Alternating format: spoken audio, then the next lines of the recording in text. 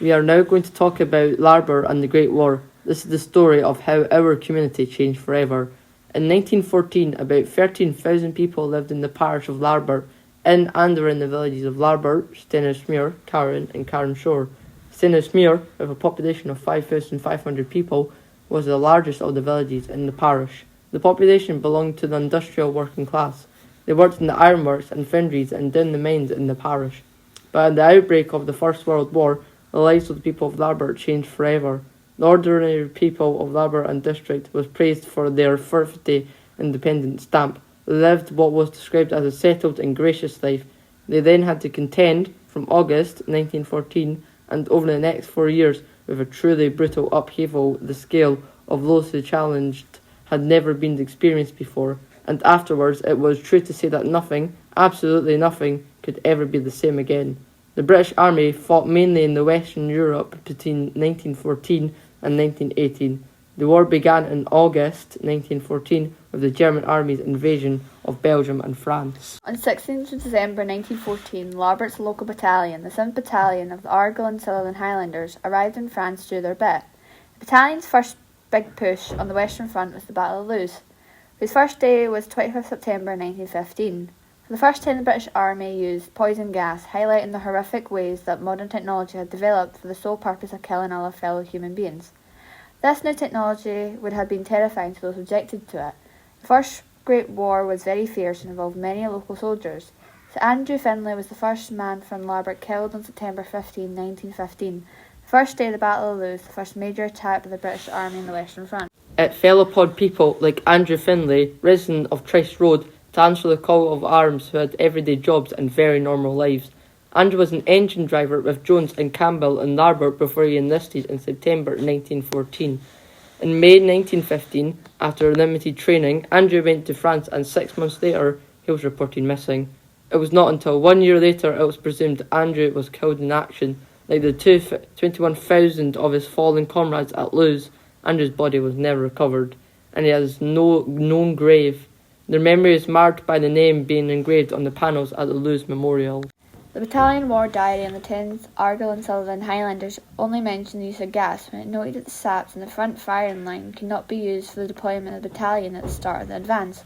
The saps were full of gas planning gas. The Battle of Loos was the first big push, and therefore the biggest land battle Britain had ever fought up to that time. 75,000 British soldiers were to take part in an offensive intent to break through the German front lines. Most of these British soldiers belonged to the battalion raised at the start of the war, were part of what was called the New Army. The battle was fought before the artillery on both sides churning the landscape into mud. The Loos battlefield was as flat as a pancake, but dominated by the equipment of the coal mines and industrial site of this part of France. The Battle of the Somme, July 1st November 1916, is the most famous battle of the First World War. Its first day was the British Army's worst ever single day in its history. 20,000 British soldiers were killed that day and 40,000 were wounded. A few of the Albert soldiers fought on that first day. One was Tom Tough. Tom Tough was the first only soldier named on the Albert War Memorial to die on the first day of the Battle of the Somme. His battalion was to lead the attack on the western part of Le Biz salient, which was just south of the village of Liefeld. This was one of the most strongly fortified sections of the German line. The preliminary bombardment destroyed the village and left the landscape pitted with shell craters. It didn't destroy the barbed wire as anticipated or eliminate the German machine guns, leaving the British forces vulnerable and in the open. The British troops charged forward first together, then in groups. Within moments of men going forward, they were simply mowed down by machine gun fire. The Larbert Battalion War Diary said this meant that many Scottish soldiers that fought that day never truly had a chance. The official historian of the British military operation in France and Belgium remarked, "Only bulletproof soldiers could have taken Liefeld on July 1st prior to enlistment." Thomas Tough was an accountant with a commercial bank in Kilwillen.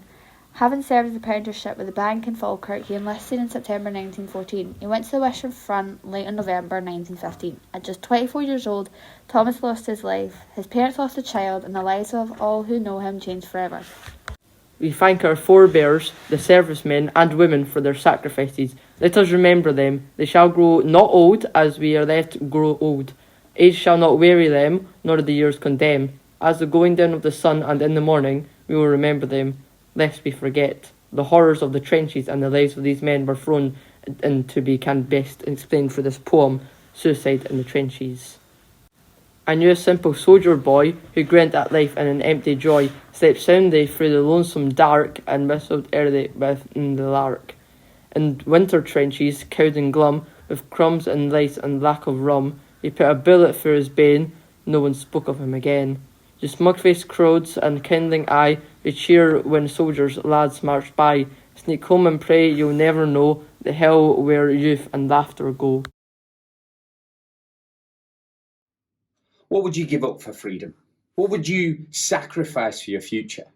What would you get rid of for your dreams? I don't think there would be much that we wouldn't give up in order to achieve all that we intend for our futures. But I doubt very much we'd give up the comfort and security we enjoy right now. However, think about the young people that gave up comforts, family, safety and security for your dreams today. That's huge, isn't it? They gave up everything for your current freedom. You have the freedom to aim for greatness. You have the freedom to express yourself. You have the freedom to shape your own future. But what if somebody put that at risk? What if somebody were to come and threaten that you were aiming to have? What would you be willing to give up in order to secure that? That's not a hypothetical question when we think about remembrance, is it? It's a dilemma that the young people faced in history, as they continue to face today, even now in the countries that are war-torn. People your age that are at the forefront of these movements for change, fighting for freedom in order to make a better world. They have shown the incredible courage and sacrifices it makes to make a difference.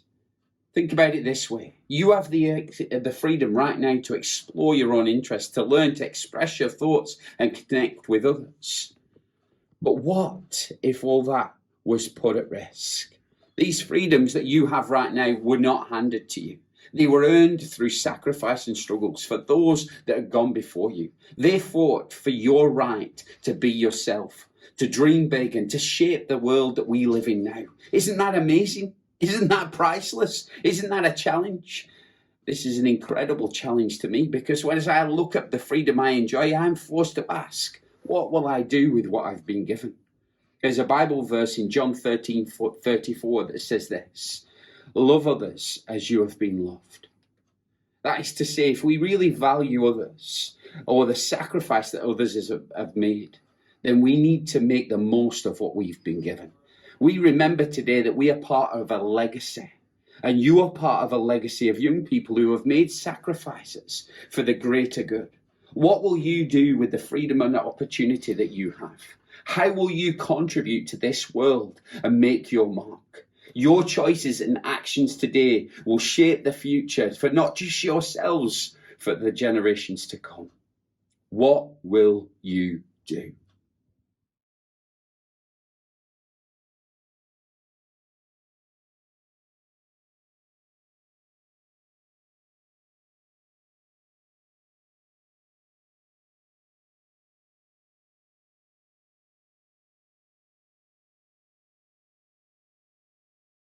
With past Thanksgiving and mother for her children, Britain mourned for her dead across the sea.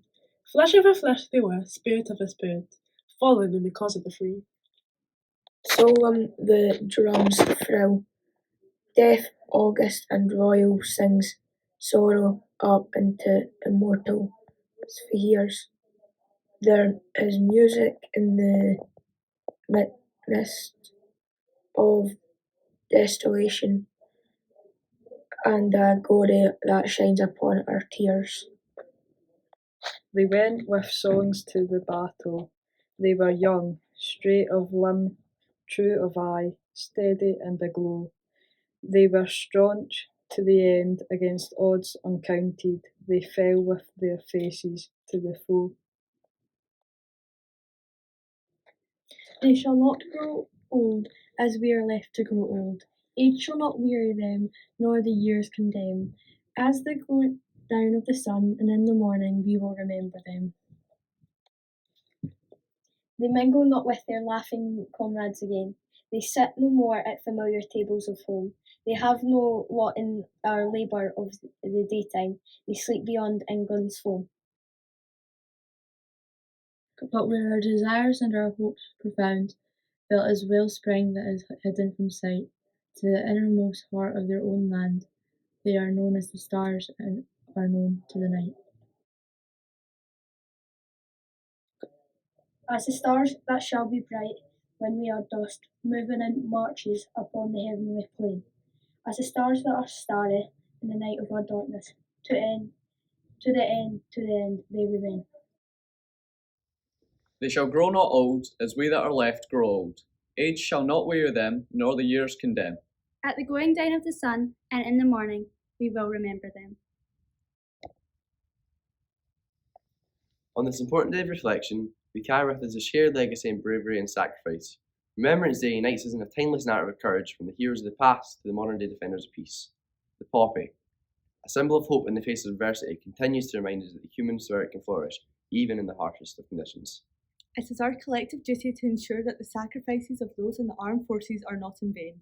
Their courage should inspire us to create a world where peace, justice, and remembrance are not mere words, but the pillars upon which we build a brighter future.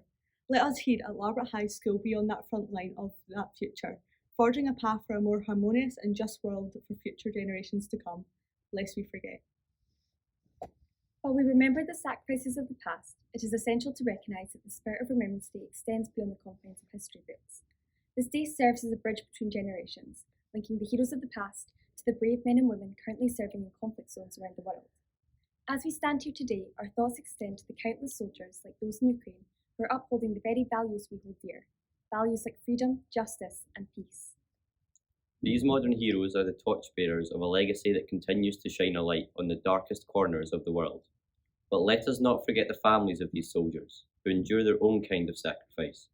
While we go about our daily lives enjoying the privileges of peace and stability, these families bear the weight of uncertainty, separation, and the ever-present worry of their loved ones serving in conflict zones.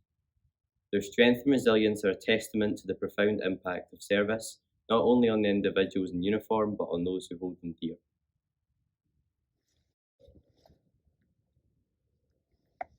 The poppy has become a powerful symbol of Remembrance Day.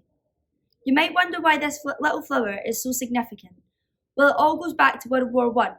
In the midst of the intense battles in Flanders, the once barren battlefields were transformed.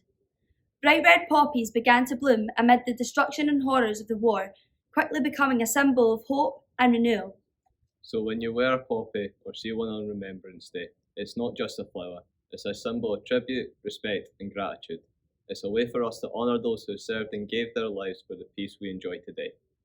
It's a simple but powerful reminder that just like those soldiers on the battlefields, we too can bloom in the face of adversity and create a more peaceful world for future generations.